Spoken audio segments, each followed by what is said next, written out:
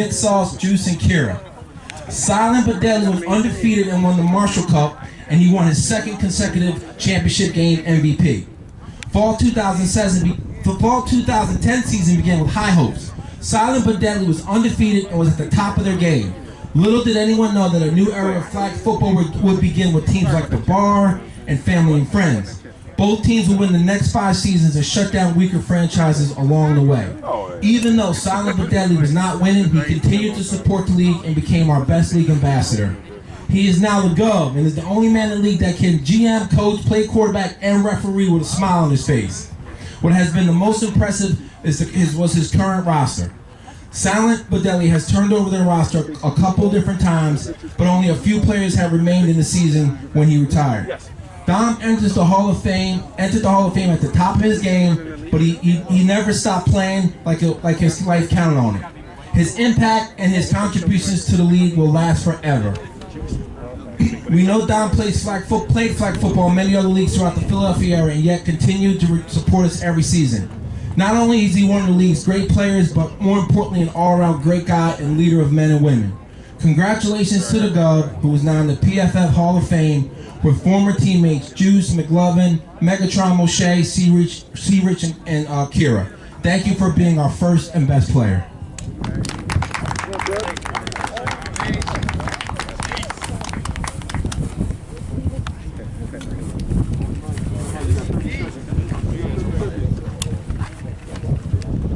Good to see you. It's been a minute. Seriously, I might start a team next year.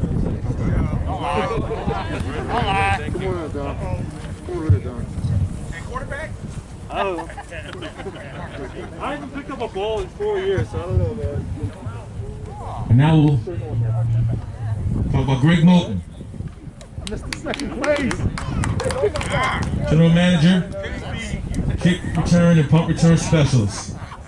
During the inaugural Philadelphia flag football season back in 2008, there were no general managers, just captains and players. Greg took his leadership from the office to the flag football field and helped create a new position. At the time of his retirement, he is only one of 4 active players that remained from the first season, and his longevity and success spoke for itself. In his first season, he was put on a Steyer roster with future Hall of Famers Devin Chittick, Moshe Simpson, and Clarence Richardson. The Steyers had a very successful first season, even though they lost to E-Money in the championship game. Greg chose not to stay, but become a free agent and helped to grow the league by running the first free agent team called the Raiders. He was not the general manager, but coached a young Raiders team that lacked experience, but he got them organized. The Raiders struggled to win games, but this team was a genesis for one of the league's best franchises. At the time, the league boasted teams like USLI, Rib House, 1-1, but Greg was ahead of his time and was the first general manager to secure corporate sponsorship when he started the Pico Patriots. His first move was to make Hank Brown his quarterback, and together they were the most competitive franchise in league history. He's responsible for bringing in many all-star players that became the foundation of his team. The trait of any good general manager is that you are also a very good player and that you can play anytime you choose. Greg often played in the early days as the only man in league history to return a punt and an interception for a touchdown at that time. As a player, he has been in 5 Super Bowl championships, just played in his 6th last week. He played 2 times as a Stallion and 3 times as a Patriot. Greg led the Patriots to 3 straight Super Flag Bowl appearances, losing to the Patriots, Bar, and Silent but Deadly, but all in their prime. After the 3rd loss, Greg continued to run the Patriots, but was unable to get them back to the championship game. He took some time off as the general manager and went back to the Stallions in 2011 and 12. In fall 2013, he was only 1 play away from winning the Marshall Cup on the Stallions. Greg continues to look for new talent, and it's amazing that he never approaches them, but they always approach him. He paved the way for new GMs at that time like El Nino, Phil, and Todd. He was the first player to win the General Manager Award, and the 2nd place trophy was created and retired as the Milton Cup. Outsiders looking in, they said his franchise was always the bridesmaid, but never the bride, but that would not be a fair assessment of all his league achievements. Despite the smiles on the sideline, Greg was never afraid to tell a player it was time for him to go in another direction. The conversation that takes place on the field is nothing compared to the conversation off the field. He goes into the Hall of Fame not as a runner-up, but as an excellent evaluator of talent and a leader and motivator of both men and women. Greg will be remembered as the general manager of one of the league's most successful franchises. He put together a dominant 3-season run that may never be seen again. Greg enters the Hall of Fame as the ultimate general manager. He's still in pursuit of the elusive Marshall Cup, but whether he gets it or not, he's been great for the league. Greg Moten. Yes, sir. 10 speed. Okay. She's doing volleyball right now. I got a ring now. Yes,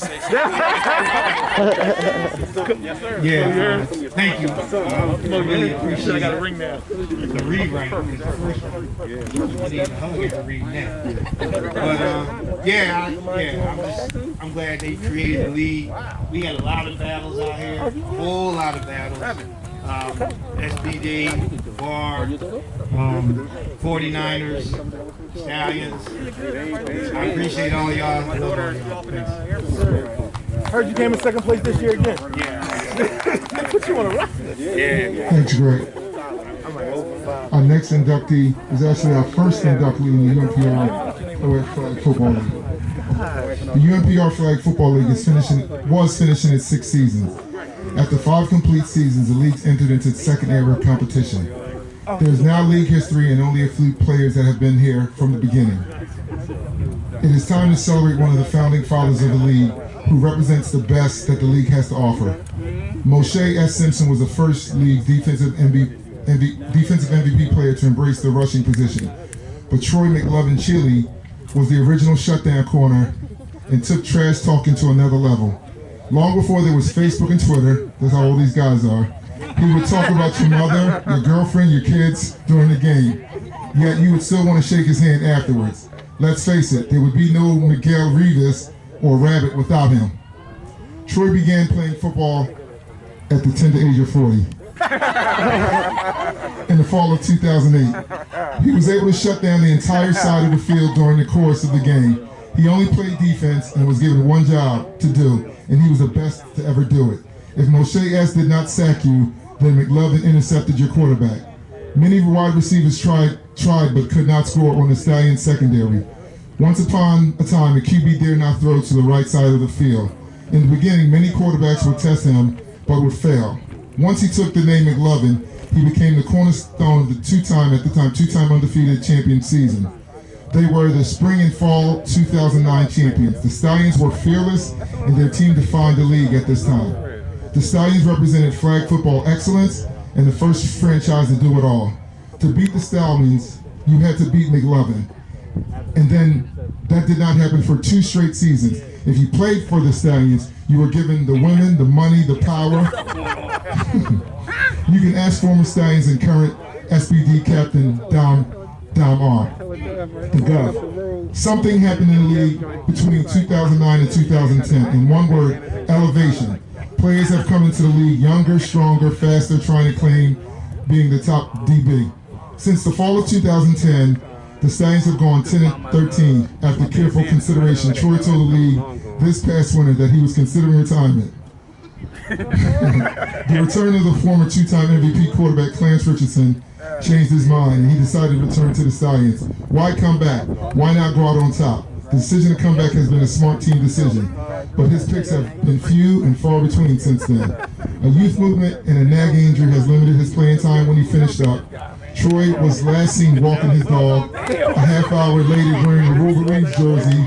If he would have retired, McLovin would have been first ballot Hall of Famer. Has McLovin played his way out of the Hall of Fame? I guess not. To my friend, my long friend of 35 years, Troy McLovin Chili. Come on up, Chief.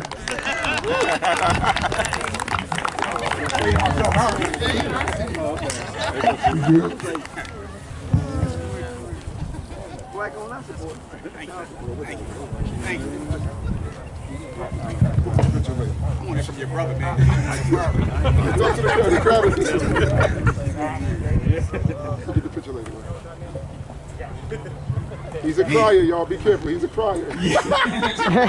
Real quick. Just want to say thank you very much for getting me to the Hall of Fame.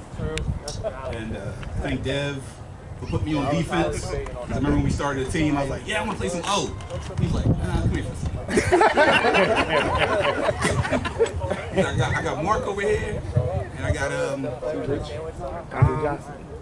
Andre Johnson. Can you beat any of those two? I was like, I'll play D. All right, so yeah, we had a great time out here. It's great seeing everybody. Go with the league. All right, King.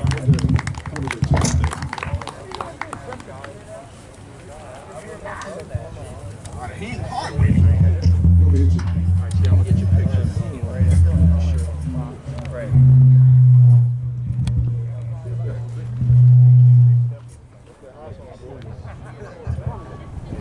They gave me the honor to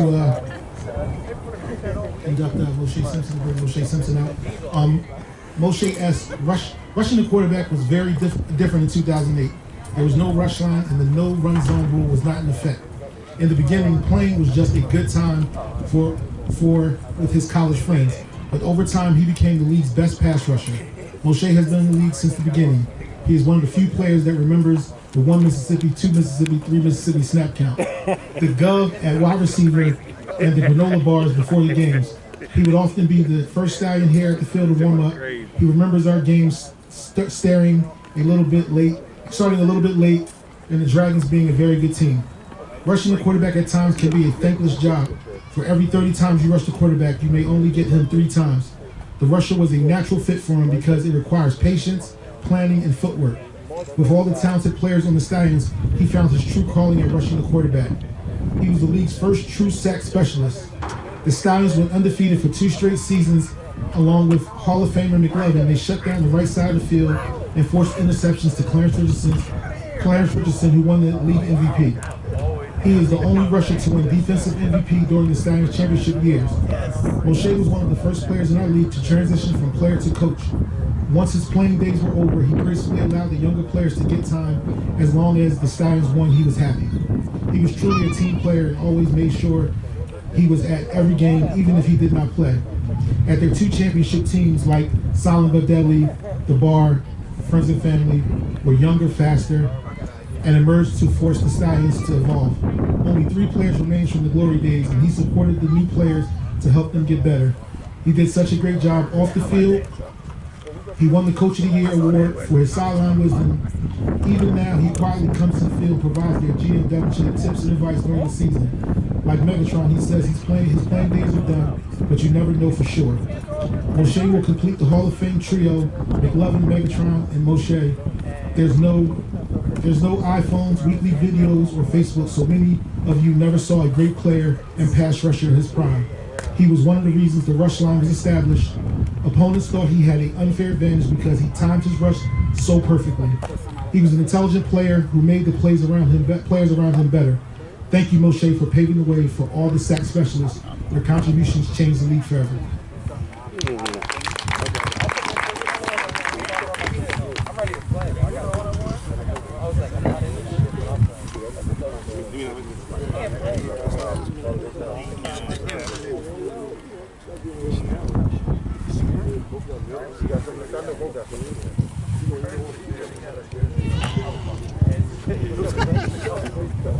I just want to say that I don't recall throwing up gang signs or talking about anyone's mother, but thank you to the league for this honor. Thank you to the Stallions for many great years on the field. Thank you to all the competitors that gave us many great games, and let's keep supporting this league because it's truly a blessing to come out here every Sunday and compete, but yet be friendly and have a lot of fun. So How about your 2 games at QB?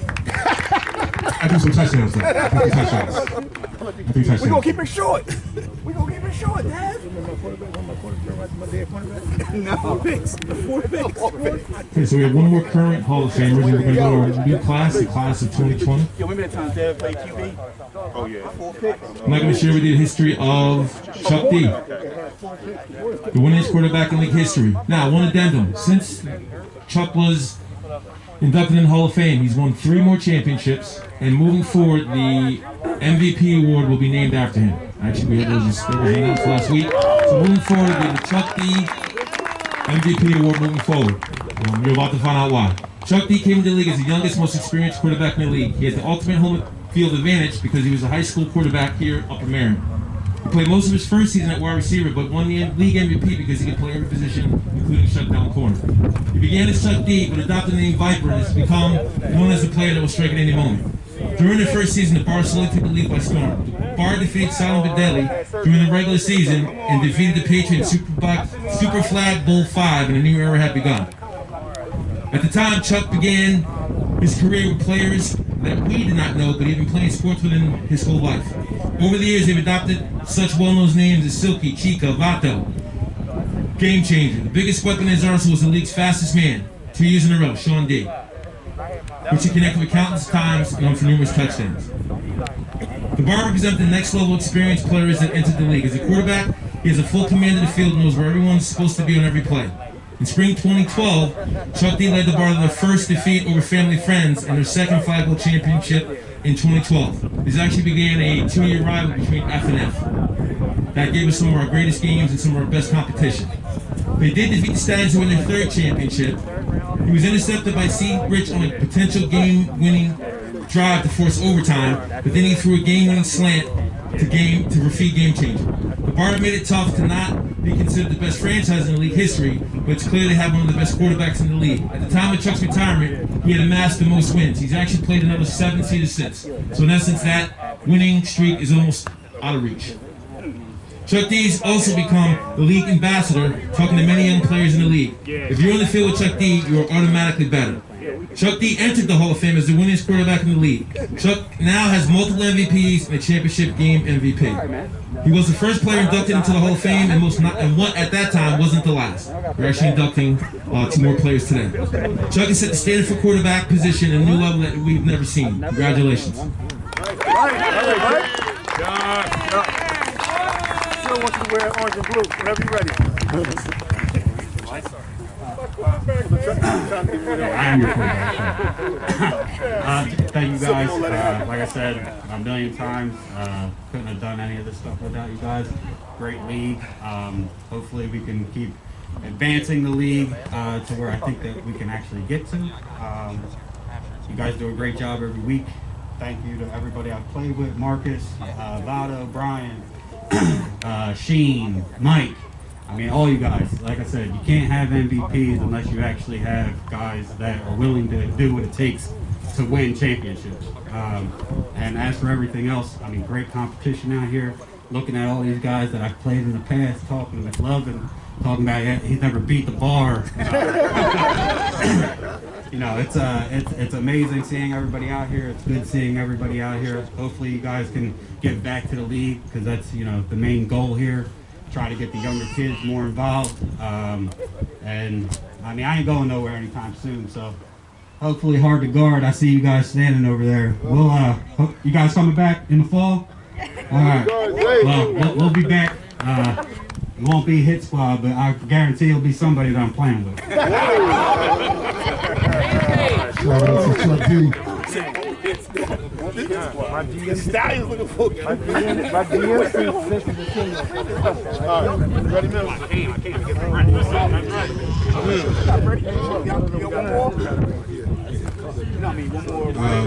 I have the pleasure of, I guess, re-inducting Jamila Posey, who's actually watching. She's on the West Coast, but she's watching on FaceTime. Jamila, how you feel? All right, Jamila Posey is the best female receiver in league history and has held her own against men and women her entire career. She played her first season in the spring of 2010 with the Stallions. Most of the teams back then struggled to find a female that could even play every week, but Jamila came every week and dominated. She was the foundation of the Stallions dynasty. She won the female championship game MVP in her first season and was defined by her physical play on defense and soft hands on offense. She also played with the best and most demanding quarterback in league history, that's Clarence Richardson. If you cannot catch Hall of Fame Clarence Richardson's ball, you're not staying on the field very long. She held her own and played at the same level as Hall of Fame receivers Andre Megatron Johnson and Mark Haley. The Stallions were unstoppable for a year, and there was no female player in the league that could cover her. Early in her career, Jamila broke her collarbone, which stopped her from playing at 100% for a couple of seasons. The Patriots, Bar, Friends and Family, and Silent but Deadly continued to bring in new and talented female players into the league every year. All the teams were looking for the next Jamila Posey, but it never happened. Jamila did not come every week, but when she was there, the whole league knew it. Because of her injury, the Stallions brought in additional females. They all did a fantastic job, but they were not Jamila. Jamila used to play both offense and defense early in her career, but she was focused more on offense in recent seasons. Even though the Stallions went through some tough seasons, she got healthy and continued to play at a very high level, winning the Best Tight End award twice. Jamila has been playing in the league for 5 years, and she continues to be an impactful player on the field. She always comes with a great attitude and is an excellent teammate. You would not even realize who she would if she was there every Sunday until she puts on the orange and black. AMA, Princess, Chica, Cobra, Juice, Taz, Toolbox, and the First Lady show their respect. You would be hard pressed to get a conversation about herself or flag football because she lets her game speak for itself. Even though she played in the most popular and outspoken team in the league, she always stayed true to herself and never took a nickname. Jamila has won 2 championships, 1 championship game MVP, and finally her first female league MVP this year. She enters the Hall of Fame as the first league offensive MVP and championship game MVP. New players often ask who is the best female player in the league, and you have no choice but to point to number 7. Many of her former teammates have retired at their peak, but she is currently playing the best flag football of her career. She caught 4 touchdown passes in 1 game this season and amazed both men and women. The Stallions were once again back on the Final Four and ready to win another championship. Women play quarterback, rusher, and catch touchdowns every week, and some may be taller or faster, but no one will be better. Congratulations to Jamila, the best female receiver in league history.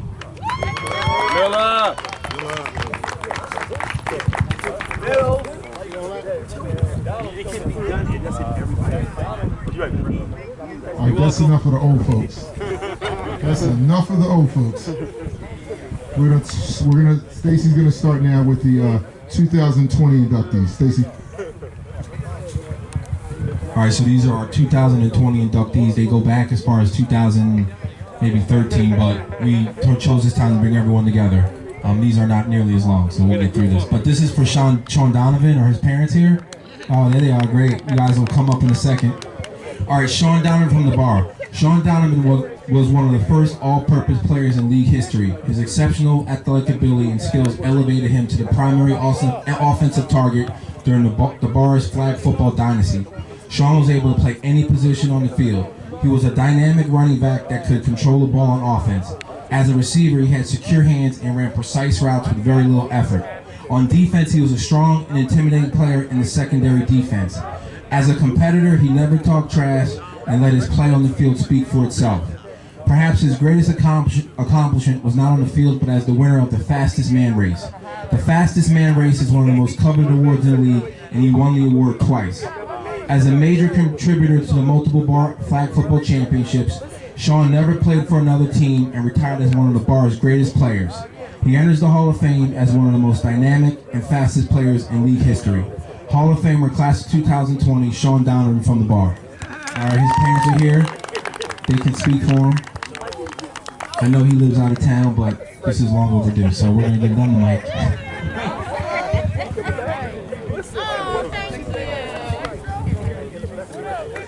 Thank you. I know Sean's very appreciative of this award. He wishes he could be here. So this is awesome. Thank you. Thank you, guys.